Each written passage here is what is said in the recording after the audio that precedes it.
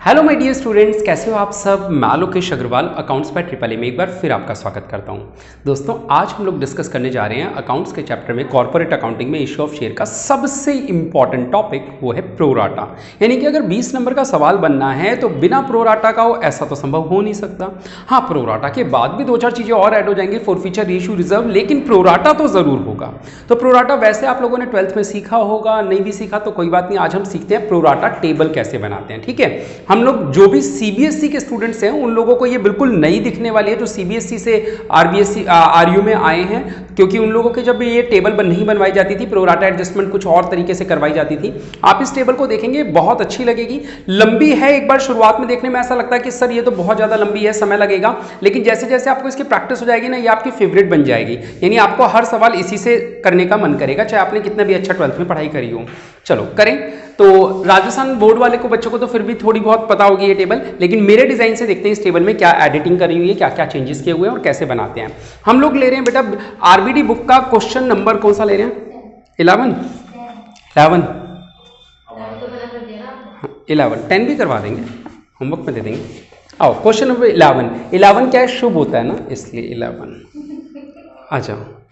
Done, ये screenshot ले लो इसका। तो 11 से शुभ करेंगे। जसपाल फार्मा लिमिटेड, ठीक है, आओ। Jaspal pharma limited issued a prospectus offering 40,000 equity share of 100 each. बेटा एक इक्विटी शेयर इशू किए हम लोगों ने, कितने? 40,000 इक्विटी शेयर के। क्या तुम्हें सवाल नहीं मिला अभी तक? एक एक पन्ना पलट के मिलेगा क्या?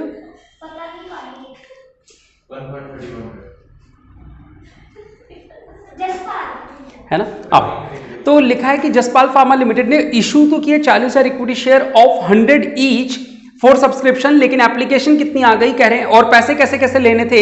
एप्लीकेशन पे 35, अलॉटमेंट पे 35, जिसमें 20 रुपए का प्रीमियम शामिल है, यानी कि 10 प्लस 25, 15 प्लस 20। फर्स्ट कॉल जो कि 3 महीने बाद होगी। इस सवाल की डेट्स को हम थोड़ा इग्नोर कर देते हैं, डेट्स वैसे दे भी नहीं रखी, केवल वैसे ही लिखा है 3 मंथ्स आफ्टर है, डेट कहीं नीचे दे रखी है, नीचे दे रखी है। आगे 25 रुपए फर्स्ट कॉल पे और सेकंड कॉल पे फिर से 25 रुपए। एप्लीकेशन कितनी आ गई? 63,400 एप्लीकेशन आ गई। बेटा आपने शेयर कितने इशू किए थे? 40,000। एप्लीकेशन कितनी आ गई? 63,400। तो अब इसका सॉल्यूशन कैसे किया जाए, सवाल खुद बताता है। उसने ए बी सी 3 कैटेगरी के लोग बना दिए। पहले ऊपर पैराग्राफ में लिखा है, क्या लिखा है? Subscription were received for 63,400 shares up to 23 April 2015। यानी जो एप्लीकेशन रिसीव की एंट्री करनी है बैंक वाली, वो कौन सी डेट को करनी है? 23 अप्रैल, जो भी ईयर है आपकी न्यू बुक में, कौन सा ईयर है? 2020, 23 अप्रैल 2020। आगे क्या लिखा हुआ है? And the directors proceeded the allotment on 30 April. यानी वो जो एप्लीकेशन को ट्रांसफर करने की एंट्री करनी है और अलॉटमेंट मांगने की एंट्री करनी है, ये दोनों एंट्री किस दिन होनी है? 30 अप्रैल को होनी है। आगे क्या लिखा है? ए बी सी 3 कैटेगरी इन्होंने बोली, कह रहे अलॉटमेंट इन फुल, कह रहे 2 applicants paid in full on allotment in respect of 800 shares each. यानी है ना, इनको शेयर्स कितने दिए? 7,600। अलॉटमेंट इन फुल का मतलब 7,600 इनको दिए, यानी इन्होंने मांगे भी 7,600 होंगे, अप्लाई भी 7,600 किए होंगे, और दिए भी कितने? हमने इनको 7,600 दे दिए। ब्रैकेट में जो बात लिखी है ना कि 800 रुपए पे 800 शेयर्स पे कॉस्ट इन एडवांस है, वो बाद में बात करेंगे जो ब्रैकेट में लिखा हुआ है। बी एक और कैटेगरी बनाई, कह रही है allotment of 2/3 of shares applied. 2/3 of shares applied का मतलब टोटल एप्लीकेशन कितनी आई थी बेटा? हाँ, तो उसका 2/3 निकाल लेना। कैलकुलेटर्स ले लिया आप लोगों ने या नहीं लिए? आने वाले थे लोगों के कैलकुलेटर?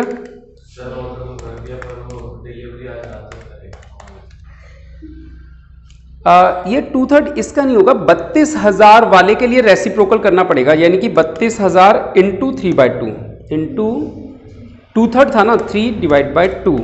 48,000 एप्लीकेशन आई होगी जिन्हें हमने 32,000 दे दिए, और लिखा हुआ है allotment of 1/4 shares.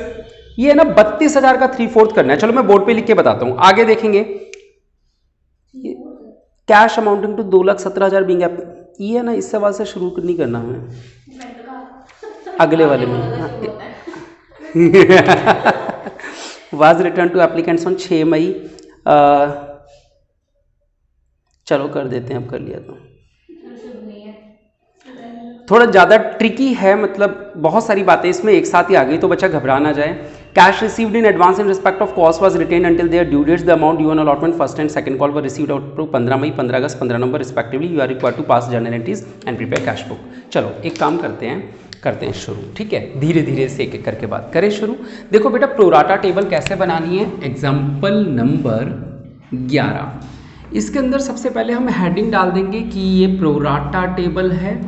Pro rata table में कौन कौन से और कितने कॉलम आते हैं कैसे पता चलता है।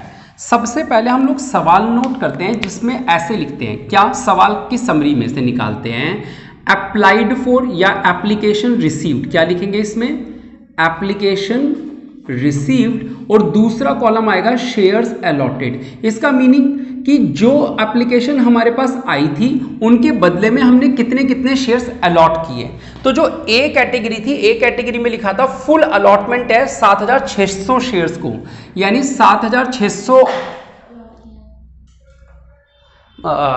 7600 शेयर अलॉट हुए हैं और इन्होंने अप्लाई भी कितना किया होगा, 7600 शेयर के लिए अप्लाई किया होगा। दूसरे वाली जो लाइन है ना बेटा थोड़ी सी ट्रिकी है, ध्यान से, allotment of 2/3 of the shares applied for, और उनको शेयर दिए कितने, 32,000, यानी शेयर अलॉट कितने हुए पहले तो ये बताओ। ये तो साफ साफ दे रखा है, लेकिन इन्होंने अप्लाई कितने के लिए किया होगा, उन्होंने 2/3 लिखा है। बेटा जल्दीबाजी में बच्चा क्या करता है, इसका 2/3 निकाल देता है। 2/3 इससे ज्यादा वैल्यू होगी या कम वैल्यू होगी, सोच के देखो। 2/3 करने से 3 से डिवाइड 2 से मल्टीप्लाई, तो ये बड़ी वैल्यू आएगी या छोटी वैल्यू आएगी, हाँ 2/3, ऊपर 2 है नीचे 3 है, छोटी हो जाएगी। क्या कम एप्लीकेशन के लिए ज्यादा दिया जा सकता है, नहीं। 2/3 अप्लाइड फॉर में अगर आपको अप्लाइड निकालना है तो आप क्या करोगे, 32,000, यहां लिख रहा हूं इस बोर्ड पे, 32,000 का 3/2 कर दोगे, 2/3 के बजाय क्या करोगे, 3/2 कर दोगे, ठीक है। तो ये कितना हो जाएगा, 16 तिया 48,000। ये बात समझ में आई या नहीं आई, ठीक है। उन्होंने क्या बोला, चलो अगर ऐसे समझ लो, उन्होंने बोला 2/3 ऑफ अप्लाइड, हाँ या ना, इज इक्वल्स टू अलॉटेड, यानी जितने लोगों ने अप्लाई किया था उनके 2/3 को हमने अलॉटमेंट कर दी, यही तो बात बोली। यहां 2/3, ये अलॉटेड कितना दे रखा था, 32,000, ये 2/3 इधर जाके क्या निकल आएगा, 3/2, तो ये अप्लाइड निकल आएगा। आ रही है बात समझ में, अब आ रही है, चलो ठीक है। थर्ड लाइन में क्या लिखा है, कह रहे हैं allotment of 1/4 of the shares applied for, और इसमें 400 दे दिया, यहां क्या दे दिया, 400। अब ये 400 है तो ये कितना हो जाएगा बेटा, 400 इंटू 1/4 बोला था तो 4/1, यानी कि कितना हो जाएगा, 1600। अब एक बार कैलकुलेशन चेक कर लेना, टोटल जो होता है 6 और 6 12, 1 और 7 8 8 16 और 1 17, असल की 1 और 4 है, ये तो टोटल तो नहीं हुआ। रिजेक्ट भी है क्या कुछ, कहाँ है, 63,400 आना चाहिए था ना, कहाँ लिखा है, हाँ for 6,200 share on which no allotment was made.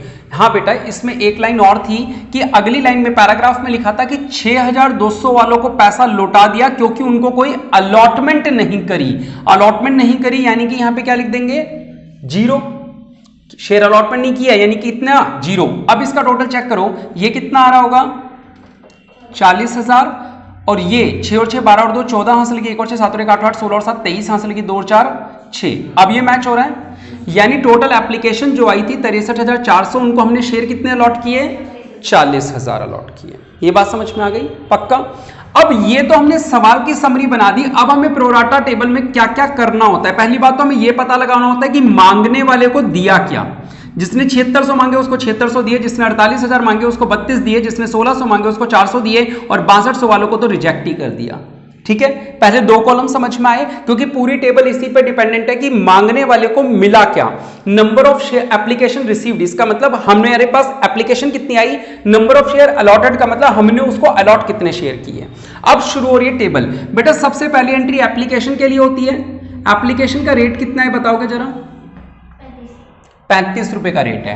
Application का रेट है ₹35। एप्लीकेशन में सबसे पहले रिसीव की एंट्री होती है, फिर ट्रांसफर की होती है, हाँ या ना? तो एप्लीकेशन में दो बनाओगे, पहला रिसीव और दूसरा ड्यू। ट्रांसफर का मतलब होता है ड्यू की एंट्री, है ना बेटा? तो पहला रिसीव का और दूसरा ड्यू का, ये बात याद रहेगी, क्योंकि एप्लीकेशन में जो पहली एंट्री होती है वो रिसीव की होती है। अब बेटा कॉलम कैसे भरते हैं थोड़ा सा बाद में बताऊंगा, पहले आगे चलो यहाँ पे प्रोराटा टेबल में और आगे। अब इसके बाद आता है एक्सेस। एक्सेस का मतलब कितना पैसा फालतू आ गया, कैसे निकलेगा? रिसीव्ड माइनस ड्यू, यानी जो पैसा फालतू आ गया। फिर आप लिखोगे बेटा अलॉटमेंट। क्या लिखोगे आप? अलॉटमेंट का रेट कितना था? 35 में 20 रुपए उसके थे, यानी 15 + 20 = 35 लिख दूं, ठीक है। अलॉटमेंट की पहली एंट्री ड्यू की होती है, फिर रिसीव की, लेकिन रिसीव्ड वर्ड नहीं लिखना होता, क्या लिखना होता है? एडजस्ट। क्या लिखना होता है? एडजस्ट। फिर फर्स्ट कॉल कितने की थी बेटा? 25, और फाइनल भी है 25 की। फर्स्ट कॉल 25 की थी, इसमें भी लिखोगे ड्यू और क्या लिखोगे? एडजस्ट। यानी एक्सेस के बाद हर चीज के लिए दो दो कॉलम बनेंगे, सबके due adjust due adjust. Final भी कितने की? 25 की, ये भी ड्यू और एडजस्ट। और लास्ट कॉलम बनेगा रिफंड। तो मैंने अभी आप लोगों को केवल ये दिखाया है कि कॉलम कौन कौन से बनाने हैं, और ये बनाते समय अभी हमें बुक की जरूरत नहीं होगी, ये हमें खुद सॉल्व करना है। तो जो स्टेप्स मैं आप लोगों को सिखाने जा रहा हूं, उन स्टेप्स को ध्यान में सुनेंगे और फॉलो करेंगे उन स्टेप्स को, जब भी सवाल कोई करेंगे हम लोग, ठीक है। अभी हमें बुक की जरूरत नहीं है, पहले हम कॉलम सीख लें, कौन कौन से कॉलम बनाने हैं। सर ये दो चीजें तो सवाल में से ही मिलेंगी, तभी नोट डाउन करेंगे। फिर हमें बनाना है हर चीज के दो दो कॉलम, एप्लीकेशन के दो, लेकिन उनके नाम क्या? पहला रिसीव, दूसरा ड्यू। फिर एक्सेस। एक्सेस का मतलब कितना एक्स्ट्रा पैसा हमारे पास आ गया वो। फिर हमें बनाने हैं हर चीज के दो दो, अलॉटमेंट के दो, ड्यू एडजस्ट, फर्स्ट कॉल के दो, ड्यू एडजस्ट, फाइनल कॉल के दो, ड्यू एडजस्ट, और लास्ट में पैसा रिफंड का कॉलम बनाना है। कोई डाउट किसी को? कॉलम समझ में आ गए? अब जो मैं कह रहा हूं उस स्टेप को ध्यान से सुनेंगे, क्योंकि सारा प्रोसेस वही है। बच्चा बाद में पूछता क्या है, मेरे को पता है सवाल बाद में यही आता है, सर इसमें वैल्यू कैसे आएगी, तो वो पहले ही सुन लो ध्यान से, ठीक है। चलो बेटा सबसे पहले आपको क्या करना है, जो मैं बात कह रहा हूं कि आपको ये रिसीव्ड वाली जो वैल्यू, ठीक है, जो कॉलम है ये रिसीव्ड से मल्टीप्लाई करके निकालना है, ठीक है। रिसीव्ड वाले में वैल्यू कैसे आएंगी? रिसीव्ड से मल्टीप्लाई करके। बेटा कैलकुलेटर्स लाए हो आप लोग? जो लाए हैं वो कैलकुलेटर निकाल लो और मल्टीप्लाई कर करके मेरी हेल्प करो। 35 रुपए से 7600 को मल्टीप्लाई करो।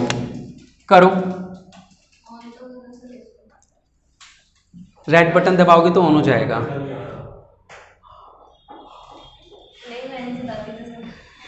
करो। 35 रुपए को 7600 से मल्टीप्लाई कर दो, 2,66,000। 48,000 को 35 से मल्टीप्लाई करो, यहां पे हमने रखा हुआ है ना, 48,000 को 35 से मल्टीप्लाई, लो मैं कर लूंगा। 16,80,000, हाँ मैं बोल रहा हूं ना, रहने तो लाओ, ठीक है। अच्छा हाँ 1600 को बोलो 56,000 और 6,200 इंटू 35, 2,17,000। ये टोटल एक बार लगा लो, 000, 6 और 6 12 और 7 19, 1 और 1 2 और 5 7 और 8 15 और 6 21, 5 2 2 4 और 6 10 और 2 12, 1 और 1 2, 22,19,000। अब एक बार ये चेक कर लो क्या 63,400 इंटू 35 ये आ रहा है? अगर आ रहा है इसका मतलब बीच में कहीं आपने गलती नहीं करी। हाँ 22,19 आ रहा है, डन, ठीक है। चलो सुनो, अब पहला कॉलम आप लोगों को पता चल गया कैसे भरना है। सर बड़ी सिंपल सी बात है, रिसीव वाली की वैल्यू निकालनी है तो जो एप्लीकेशन रिसीव हुई थी उससे मल्टीप्लाई करेंगे। अब पूरे सवाल में ये एप्लीकेशन रिसीव्ड अब वेस्ट है, अब ये काम नहीं आना, इसका जो यूज था वो हो गया, अब काम नहीं आना ये। अब जो भी काम आना है वो क्या है? Share allotted. एक बात बताओ, पहली एंट्री तो बिल्कुल एप्लीकेशन रिसीव्ड से होती है, उसके बाद जितनी भी एंट्रीज होती हैं सब में कौन से शेयर से मल्टीप्लाई करते हैं? नंबर ऑफ शेयर्स अलॉटेड से करते हैं, हाँ या ना? यानी अब जितने भी ड्यू के कॉलम है, अब आपको स्टेप सिखा रहा हूं। पहले स्टेप में तो आपने ऐसे भरा, दूसरे स्टेप में ऐसे नहीं भरना, दूसरे स्टेप में यहां फिंगर रखना बेटा। अगर गलती से फिंगर नहीं रखी आपने कॉपी में लिखते समय तो कैलकुलेशन एरर हो जाएगा। यहां 7600 पे फिंगर रखी और अब ऐसे मल्टीप्लाई करते हुए चलना है और सारे ड्यू के कॉलम भरने हैं। कौन से कॉलम? ड्यू के। 7600 इंटू 35 बताओ कितना आएगा? मैं बता देता हूं, 2,66,000 आएगा। 7600 इंटू 35 मैं बता देता हूं आपको, 2,66,000 आएगा। 7600 इंटू 25 तुम बताओगे मुझे, 25 की डेट 1,90,000 और ये भी कितना हो जाएगा? 1,00,000 90,000। यानी पहला कॉलम ऐसे भरा, उसके बाद ड्यू के सारे कॉलम भरे 7600 से मल्टीप्लाई करके। अब 32,000 से मल्टीप्लाई करेंगे 35 को, 11,20,000 यहां लिखेंगे। ये भी क्योंकि 35 है तो 11,20,000 यहां भी आ जाएगा।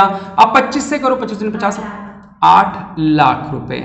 और यहां पे भी लिख दो कितने रुपए, 8 लाख, क्योंकि 25 से मल्टीप्लाई करना था। सारे ड्यू के कॉलम भर दिए। अगले पे चलो 4 5 4 बार 2 14,000 यहां पे आए तो फिर से 14,000 और यहां 10,000 और यहां पे भी 10,000। अब आप जीरो से मल्टीप्लाई करोगे। जब जीरो से मल्टीप्लाई करोगे तो हर चीज क्या आ जाएगी, जीरो आ जाएगी। बताओ समझ में आ रहा है या नहीं आ रहा? आ रहा है पक्का? यानी स्टेप 1 क्या बताया मैंने कि रिसीव्ड को रिसीव्ड से मल्टीप्लाई करके लिख दो। फिर मैंने बताया कि हर अलॉटेड वाले में फिंगर रखो और जो उनकी रेट है उससे मल्टीप्लाई करते करते ड्यू के कॉलम में भर देंगे। देखो टेबल कितनी जल्दी से, आधी से ज्यादा टेबल भर चुकी है। पहले ऐसा लग रहा था इतनी सारी वैल्यूज पता नहीं कैसे कैसे आएंगी, अब आपको टेबल आधी से ज्यादा भर गई। टोटल और लगा दो इसका, ये लो 000, 6 और 4 10, 1 और 6 7 और 2 9 और 1 10, 1 और 2 3 और 1 4, 14 लाख। अब एक बार चेक कर लो, 40,000 इंटू 35 14 लाख ही आता है। ठीक है, अब सुनो एक्सेस का कॉलम कैसा आएगा। तो पहले आपने क्या सीखा, ये दूसरा काम आपने सीखा, ये तीसरा काम है एक्सेस निकालना। एक्सेस रिसीव माइनस ड्यू, बिल्कुल सही बेटा। इसमें कुछ भी नहीं, इसमें 5,60,000 और इसमें 4 और 2 6, 1 और 4 5, 42,000 और यहां पे 2,17,000। हाँ या ना? अब सारा काम मेन वाला जो था वो हो चुका है। अब जो आपको सीखना है वो ये है कि एडजस्ट का कॉलम कैसे भरते हैं। याद है आप लोगों को? एडजस्ट के कॉलम के लिए एक लाइन लिख रहा हूं, साइड में लिख देता हूं। एडजस्ट के कॉलम में डिसाइड क्या होता है, कैसे पता चलता है, ड्यू और एक्सेस। और का मतलब या होता है बेटा, है ना? ड्यू और excess whichever is less, दोनों में से जो भी छोटी रकम होगी वो लिखी जाएगी। Which ever is lower, which ever is lower, या लेस ही लिख दो, चलो विच एवर इज लेस। दोनों में से जो भी छोटी रकम होगी वो लिखी जाएगी। अब एक बात बताओ, जिस बंदे से कोई पैसा फालतू ही नहीं आया, जिस बंदे से कोई पैसा फालतू ही नहीं आया, क्या उसकी कोई एडजस्टमेंट होनी चाहिए? नहीं। यानी इसका तो कुछ सारे एडजस्ट के कॉलम खाली रहेंगे और ना ही इसको कुछ रिफंड होगा। अब एक बार नीचे वाले की बात कर लेता हूं इसकी। जिस बंदे को शेयर दिए ही नहीं, उससे आगे पैसा लेना ही नहीं है, जिससे पैसा लेना ही नहीं है उसका पैसा एडजस्ट करूं या लौटा दूं? और ये सवाल के पैराग्राफ में भी लिखा था कि हमें 2,17,000 रुपए लौटाने हैं। हाँ या ना? वो लाइन नहीं भी लिखी होती तो जिस बंदे से पैसा लेना ही नहीं है उसका पैसा सीधा बिना एडजस्ट किए क्या कर दूं? यानी कि कुल मिला के अब आपको ये 2 लाइनें तो बची हैं। टेबल कितनी आसान है, बच्चों को लगता है बहुत लंबी सी है, पता नहीं क्या टेबल है। अगर आप देखो तो आपने क्या किया, पहले ये भरा, फिर यूं किया, फिर एक्सेस निकाला और अब एडजस्ट में दिमाग लगाना है। ड्यू और excess whichever is less का मीनिंग यहां पे देखो आप, 5,60,000 ये एक्सेस है और ड्यू कितना है 11,20। ड्यू और excess whichever is less, इन दोनों में से जो भी छोटी रकम हो वो एडजस्टमेंट में आ जाएगी। कितनी है? यानी मेरे पास इस बंदे के, इसका पॉइंट का मीनिंग समझना, मेरे पास इस बंदे के 5,60,000 रुपए आए हुए थे और अलॉटमेंट पे लेने थे 11,20, तो क्या मैं इसके 5,60 एडजस्ट कर सकता हूं? थोड़ी वैल्यू आसान कर देते हैं, ये 5 लाख और ये 11 लाख पढ़ लेता हूं। मेरे पास किसी बंदे के 5 लाख आए हुए हैं, मुझे उससे अलॉटमेंट पे 11 लाख लेने हैं, क्या मैं उसके 5 लाख एडजस्ट कर दूं? कर सकते हैं, दोनों में से जो भी छोटी रकम है 5 लाख तो हम एडजस्ट कर देंगे और बोलेंगे तू बाद में 5 लाख रुपए कम ले आई हो। तो जब बैंक वाली एंट्री करेंगे तो एडजस्टमेंट वाली वैल्यू माइनस हो जाती है। हाँ या ना? ड्यू माइनस एडजस्ट लिखते हैं। ठीक है, यहां पे एडजस्टेड वाली आ गई। क्या इस बंदे का अभी भी कोई पैसा मेरे पास बाकी है या मैंने एडजस्ट कर लिया जो था? मेरे पास इसके 5,60 एक्स्ट्रा आए थे, मैंने पूरे इसके अलॉटमेंट पे एडजस्ट कर दिए। जब एडजस्ट कर ही दिए हैं तो फर्स्ट कॉल या फाइनल कॉल पे कुछ एडजस्ट होंगे? नहीं। क्या इसको कुछ रिफंड करूं? आ रही है बात समझ में? वेरी गुड बेटा। 42,000 वाले का क्या करना है? 42,000 या 14,000, मेरे पास इस बंदे के 42,000 रुपीज एक्स्ट्रा आए हुए हैं और लेने कितने? केवल 14,000 रुपए लेने हैं। क्या मैं इसके पूरे का इससे बोल दूं ओ तेरे पूरे 42 मैंने अलॉटमेंट पे एडजस्ट कर दिए? नहीं ना। कितने कर सकता हूं एडजस्ट? क्योंकि 14 ही तो लेने हैं मुझसे, उससे, है ना? तो बेटा मैं इसके 14,000, दोनों में से जो भी छोटी रकम है, यानी कि मैं 14,000 एडजस्ट कर दूं। ये सर्किल बना रहा हूं ताकि अटेंशन रहे इस पे। बेटा क्या इस बंदे के अभी भी मेरे पास कुछ पैसे फालतू हैं? मेरे पास 42,000 आए थे, मैंने 14 ही एडजस्ट किए, 28,000 रुपए अभी भी मेरे पास एक्सेस है या नहीं है? देखो एक्सेस दिख 42 रहा है, लेकिन अभी एक्सेस कितना है? जब मैं यहां पे आ जाता हूं तो कितना है अब? 28,000। यानी अब मैं 10,000 को, ड्यू वाली रकम को 42 से कंपेयर नहीं करूंगा, कितने से कंपेयर करूंगा? 28 से। तो 10 या 28 दोनों में से जो भी छोटा हो, कितना एडजस्ट कर दूं? 10,000 कर दूं। ये बात समझ में आ गई? चलो ठीक है। अब जब मैं फाइनल कॉल पे जाके बात करूंगा तो क्या मैं 42 की बात करूंगा या मैं 28 की बात करूंगा या 18,000 की बात करूंगा? 18,000 रुपए अभी भी मेरे पास इसके एक्स्ट्रा पड़े हुए हैं। तो जब मैं यहां कंपेयर करूंगा तो 10,000 को 18,000 से कंपेयर करूंगा तो कितना एडजस्ट कर पाऊंगा? केवल 10 ही कर पाऊंगा। और अभी भी मेरे पास उस बंदे के कितने रुपए पड़े हुए हैं? क्या करना पड़ेगा मुझे? ये बात समझ आई या नहीं आई? तो अगर आप चाहो तो मैं लिख देता हूं कि मैंने 14,000 डिसाइड कैसे किया। मैंने 14 को 42 से कंपेयर किया, और यहां पे मैंने 10 कैसे डिसाइड किया? मैंने 10 को 28 से कंपेयर किया, और यहां मैंने 10 कैसे डिसाइड किया? मैंने इस 10 को, एक्सेस कितना था? 18,000 से कंपेयर किया। आई बात समझ? ड्यू और एक्सेस, ड्यू और एक्सेस, ड्यू और एक्सेस। आई बात समझ में? पक्का। ये हो गई प्रो राटा टेबल पूरी। यहां पे नीचे टोटल लगा दो इसका। एक्सेस का टोटल लगाने की जरूरत नहीं होती, आपको लगाना हो तो लगा देना, ये सवाल में काम नहीं आता। आओ इसको लगा देते हैं। लगाओ, तेजी से लगाओ बेटा, हेल्प करो। मैं कर दूं? चलो 14 लाख। ये कर दो, कितना हो गया? 5,74,000। ये कर दो, कितना हो गया बेटा? 10 लाख। 10 लाख बेटा, है ना?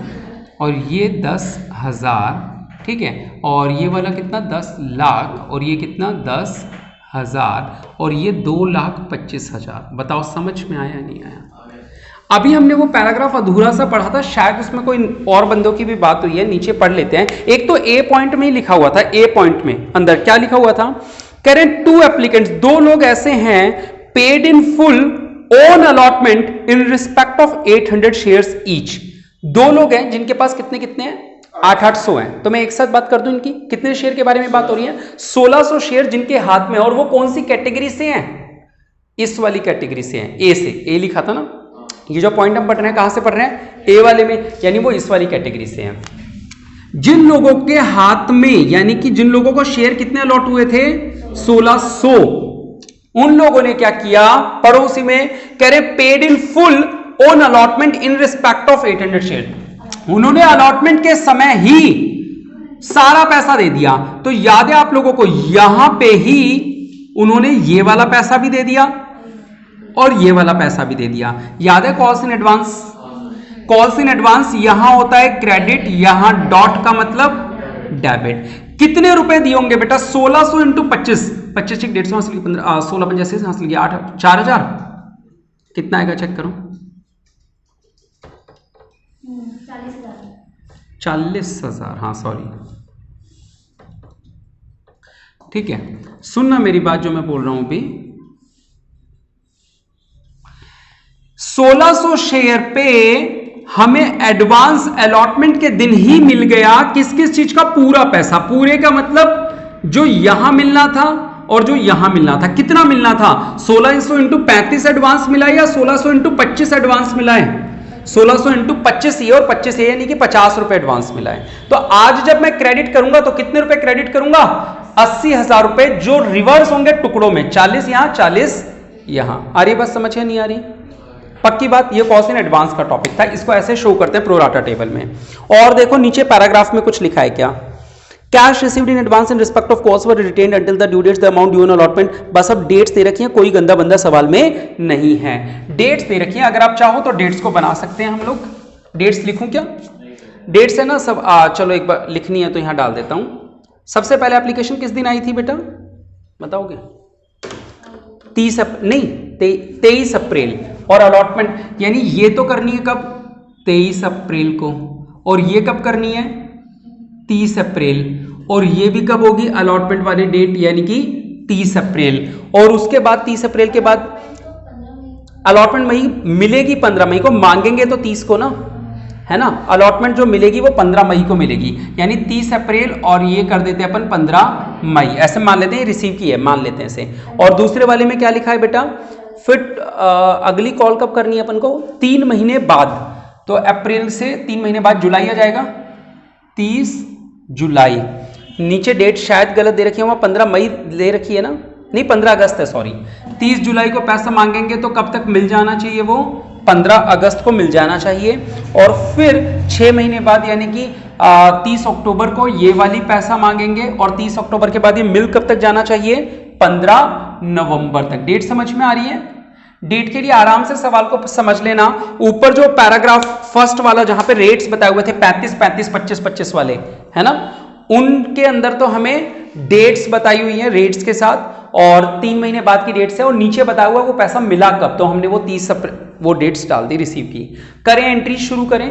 तो देखो बेटा सवाल अब बहुत आसान लगेगा करना। पहले टेबल बनाने को समराइज कर लेते हैं। हमने क्या किया, सबसे इंपॉर्टेंट तो बात थी कितनी एप्लीकेशन को कितने शेयर दिए, ये 2 बातें पता लगाना, ये पता लग गई।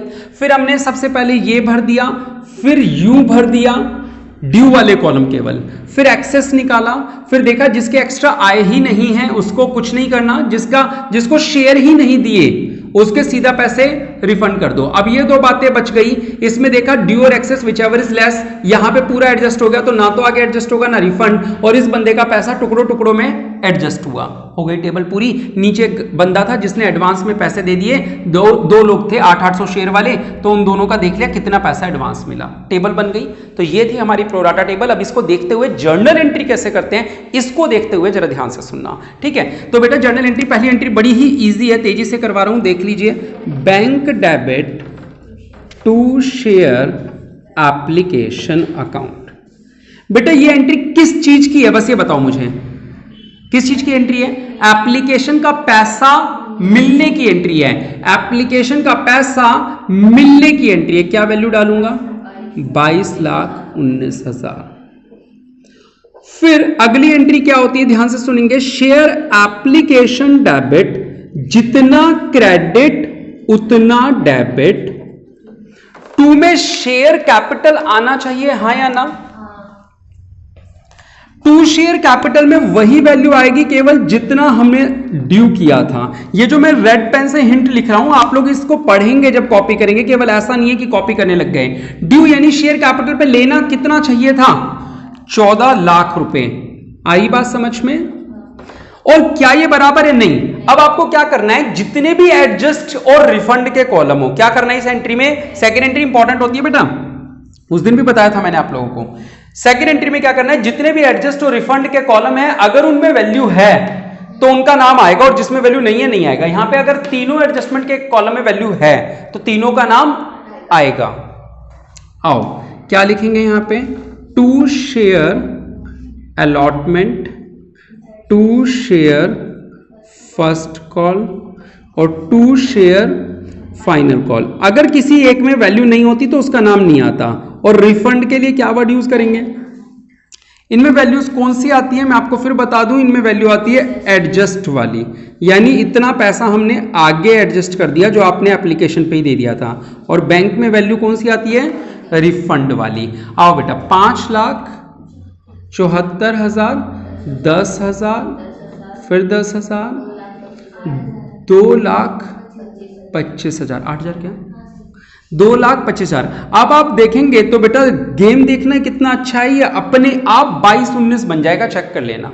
अगर ये नहीं बन रहा हो तो इसका मतलब आपने कोई गलती करी है, या तो टेबल में या एंट्री में। क्लियर है? ये अपने आप 22-19 मैच हो जाएगा। डन। चलो तो मैं आपको बताऊं एक बार फिर हमने क्या किया इस एंट्री में, जितना क्रेडिट उतना डेबिट। 2 शेयर कैपिटल में ये वाली रकम जाती है एप्लीकेशन पर जो ड्यू हुआ वो वाली। फिर हम देखते हैं किस किस एडजस्ट के कॉलम में वैल्यू है, जिसमें वैल्यू होगी उनके नाम आ जाएंगे। अलॉटमेंट में है, फर्स्ट कॉल में है, फाइनल कॉल में है, तो तीनों के नाम आ गए। फिर रिफंड में भी वैल्यू है तो टू बैंक डाल दिया। कोई डाउट किसी को? नहीं। चलो ठीक है, 2 एंट्रीज हमारी हो चुकी हैं। अब थर्ड एंट्री किस चीज की होती है? अलॉटमेंट मांगने की। देखो वैसे तो बेटा ये एंट्री भी टेबल देख के आसानी से हो सकती है, लेकिन जिस सवाल में प्रीमियम हो वहां पे केवल शेयर कैपिटल तो वर्ड आएगा नहीं, वहां पे साथ में क्या आएगा? सिक्योरिटी प्रीमियम रिजर्व, जो कि कैपिटल की पूछ होता है, हाँ या ना? तो बेटा शेयर अलॉटमेंट डेबिट होगा कितने से?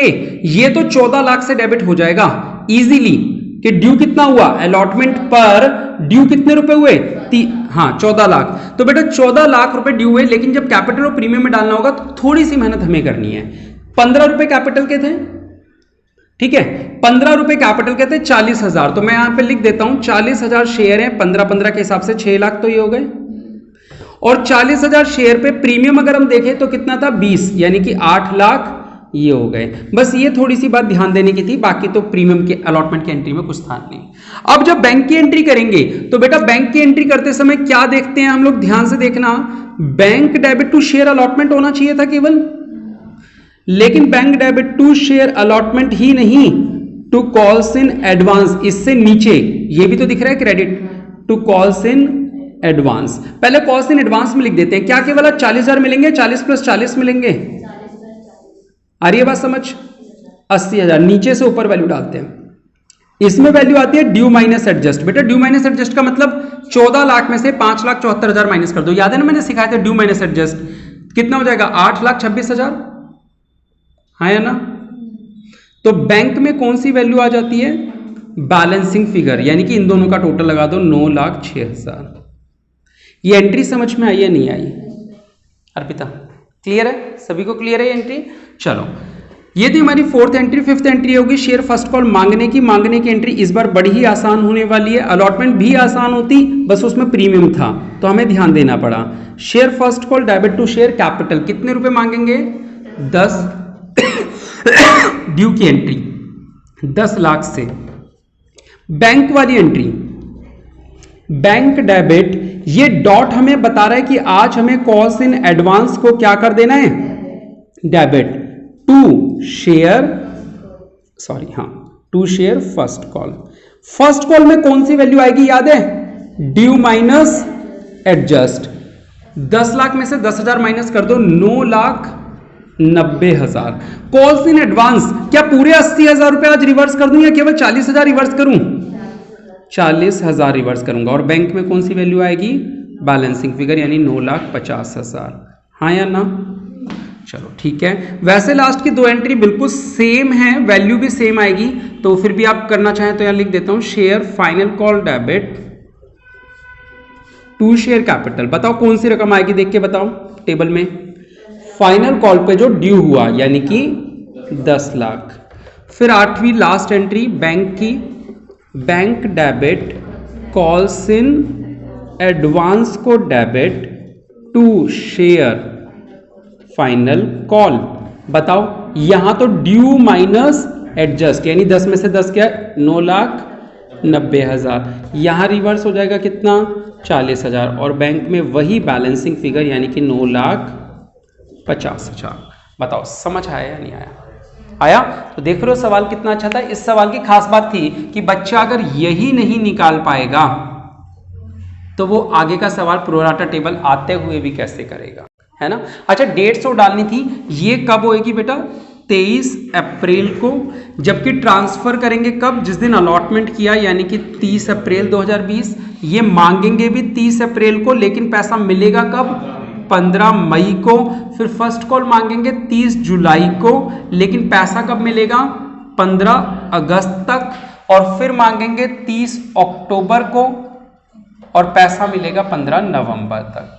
डेट्स आप देख लेना, कोई दिक्कत नहीं है। मुद्दा यह है कि इस एंट्री की वैल्यू समझ में आनी चाहिए। बैंक वाली जो एंट्रीज हैं ये थोड़ी सी ज़्यादा क्लियर होनी चाहिए, खासकर ये सेकेंड एंट्री, ठीक है। बुक वाला इसे टुकड़ों में करता है, इस एंट्री को हम लोग अलग तरीके से करते हैं। डन, आई बात समझ में। तो ये जो 2 पॉइंट थे बेटा, ये सवाल की शुरुआत थे। तो अगर ये क्लियर होगा तभी। अब घर जाके क्या करना है, इसकी फोटो तो खैर मैं भेज दूंगा आप लोगों को, आप लोग सवाल को खुद करना है इस सवाल को, ठीक है। फिर आपसे नहीं होगा तो उस नहीं होने की फोटो भेजना, तो मैं आपको रिवर्ट में आंसर पर्सनली भेज दूंगा, ठीक है। हाँ ठीक है, चलो तो आज के लिए इतना ही। कैसे रही क्लास, लाइक और कमेंट करके जरूर बताएं। बहुत बहुत शुक्रिया। जय हिंद, जय भारत।